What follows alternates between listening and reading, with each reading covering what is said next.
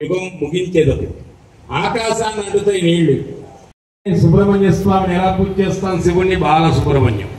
అమ్మవారి అవతారాల్లో మొట్టమొదటి అవతారం బాలా త్రిపుర సుందరి. ఆవిడ చూస్తే బాలిక, 8 సంవత్సరాలు. కొంతమంది అసురులు వస్తున్నారు, అవలీలగా వాళ్ళని శిక్షించి జగత్తును రక్షించింది ఇచ్ఛాశక్తి, జ్ఞానశక్తి, క్రియాశక్తితో.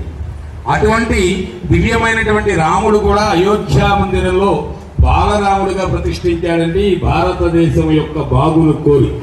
ఎందుకంటే మామూలు వాళ్ళైతే వృద్ధరాముడు వచ్చి కూర్చుంటే వాళ్ళు చెప్పిన మాట వినరు. వీళ్ళు కాస్త బాలరాముడు వస్తేనే ఆయన చేయాల్సినవన్నీ చేస్తాడు. రామో విగ్రహవాన్ ధర్మ సాధు సత్య పరాక్రమ. సాధువు, సత్యవంతుడు, పరాక్రమవంతుడు. అటువంటి మా స్వామి దృష్టి చిత్తాపహారిణి అన్నారు రామావతారంలో. కృష్ణావతారంలో వెన్నెల దొంగ అన్నారు. భక్తి అనేటువంటి నవనీతాన్ని దొంగిలిస్తాడు మా స్వామి. అన్న ముద్దని, వెన్న ముద్దని అన్ని ఇన్నిగా చేసినవాడు. అన్నాయ నమః, అన్నాదాయ నమః. అన్నస్వరూపుడు నారాయణుడు, అన్నాన్ని ఇచ్చేవాడు నారాయణుడు. ఇంకా పులిహార పెడతాం, చక్కెర పొంగలు పెడతాం, కట్టి పొంగలు పెడతాం అంటే అవే ఆయన కోరుకునేది. ఆయనే ఆ స్వరూపం అయినప్పుడు నీలో భక్తి అనే నవనీతాన్ని దాచుకొని కూర్చుంటున్నావు. బొట్టు పెడతానికి ఇదివరకు నేను చిన్నప్పటి నుంచి బొట్టు పెట్టుకునే వెళ్ళేవాడిని. స్కూల్లో అందరూ ఎక్కిరించేవాడు. ఆ స్థితిలో నుంచి ఇవాళ మళ్ళీ బొట్టు పెట్టుకోకపోతే తిట్టేటువంటి స్థితికి వచ్చిన ఈ రోజులు చాలా సంతోషం. కాబట్టి అటువంటి చక్కని దివ్యమైనటువంటి మూర్తి మా స్వామి ఇక్కడ దివ్యమైన మీరు అడిగిన ప్రశ్న దొంగ అన్నారు. ఎలాంటి దొంగ అంటే ఇప్పుడే చెప్పాము, అనేక జన్మార్జిత పాప సంక్షయం. అనేక జన్మల చేసిన పాపాలన్నీ కూడా భక్తులు దొంగిలించేస్తాడు. దాచుకుంటే దాచుకోండి, కావాలంటే. ఎవరు దాచుకుంటారు? పాపాలు దాచుకుంటే కష్టాలు వస్తాయి, రోగాలు వస్తాయి. పూర్వజన్మ కృతం పాపం వ్యాధి రూపేణ బాధితాయి. ఈ వ్యాధులన్నీ ఊరికినే వచ్చేస్తున్నాయా? గత జన్మలో చేసిన పాప కర్మ అవన్నీ దొంగిలించేస్తాడు మా స్వామి. మీరు అనుకునేటువంటి నేరస్తుడేం కాదు మా స్వామి. మీరు సందేహించక్కర్లేదు, పిల్లలు ఇవ్వచ్చు. మీరే అన్నారు బాలుడు అని. ఒక వ్యక్తి ప్రళయకాలంలో చూశాడట నారాయణుడు ఎలా ఉంటాడు చూద్దాము అని. చూస్తే ఎలా ఉన్నాడు? వడపత్రం మీద పడుకొని ఉన్నాడు. ఎలా? కరారవిందేన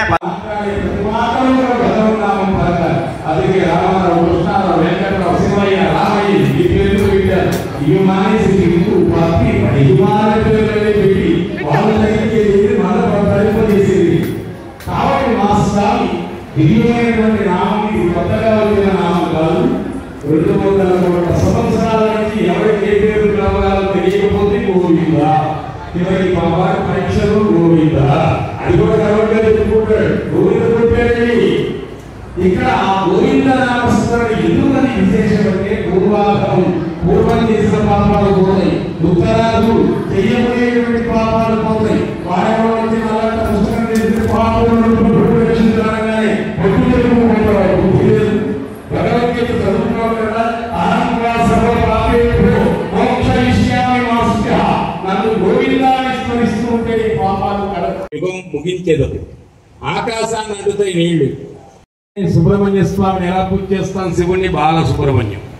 అమ్మవారి అవతారాల్లో మొట్టమొదటి అవతారం బాలా త్రిపుర సుందరి.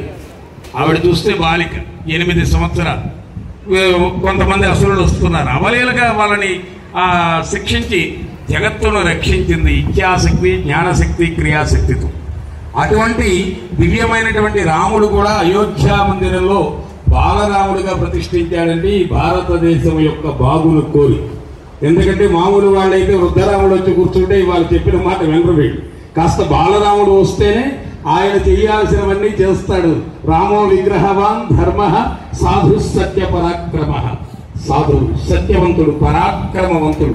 అటువంటి మా స్వామి దృష్టి చిత్తాపహారిణి అన్నారు రామావతారంలో. కృష్ణావతారంలో వెన్నెల దొంగ అన్నారు. భక్తి అనేటువంటి నవనీతాన్ని దొంగిలిస్తాడు మా స్వామి. అన్న ముద్దని, వెన్న ముద్దని అన్ని ఇన్నిగా చేసినవాడు.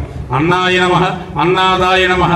అన్నస్వరూపుడు నారాయణుడు, అన్నాన్ని ఇచ్చేవాడు నారాయణుడు. ఇంకా పులిహార పెడతాం, చక్కెర పొంగలు పెడతాం, కట్టి పొంగలు పెడతాం అంటే అవే ఆయన కోరుకునేది. ఆయనే ఆ స్వరూపం అయినప్పుడు నీలో భక్తి అనే నవనీతాన్ని దాచుకొని కూర్చుంటున్నావు. బొట్టు పెడతానికి ఇదివరకు నేను చిన్నప్పటి నుంచి బొట్టు పెట్టుకునే వెళ్ళేవాడిని. స్కూల్లో అందరూ ఎక్కిరించేవాడు. ఆ స్థితిలో నుంచి ఇవాళ మళ్ళీ బొట్టు పెట్టుకోకపోతే తిట్టేటువంటి స్థితికి వచ్చిన ఈ రోజులు చాలా సంతోషం.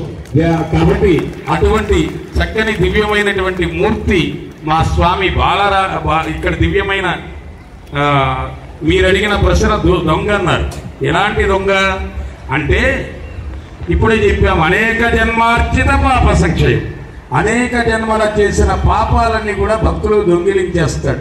దాచుకుంటే దాచుకోండి, కావాలంటే ఎవరు దాచుకుంటారు? పాపాలు దాచుకుంటే కష్టాలు వస్తాయి, రోగాలు వస్తాయి. పూర్వజన్మ కృతం పాపం వ్యాధి రూపేణ బాధితాయి. ఈ వ్యాధులన్నీ ఊరికినే వచ్చేస్తున్నాయా? గత జన్మలో చేసిన పాప కర్మ అవన్నీ దొంగిలించేస్తాడు మా స్వామి. మీరు అనుకునేటువంటి నేరస్తుడేం కాదు మా స్వామి, మీరు సందేహించక్కర్లేదు. పిల్లడు ఎవరు? మీరే అన్నారు బాలుడు అని. ఒక వ్యక్తి ప్రళయకాలంలో చూశాడట, నారాయణుడు ఎలా ఉంటాడో చూద్దాము అని. చూస్తే ఎలా ఉన్నాడు? వటపత్రం మీద పడుకొని ఉన్నాడు. ఎలా? కరారవిందేన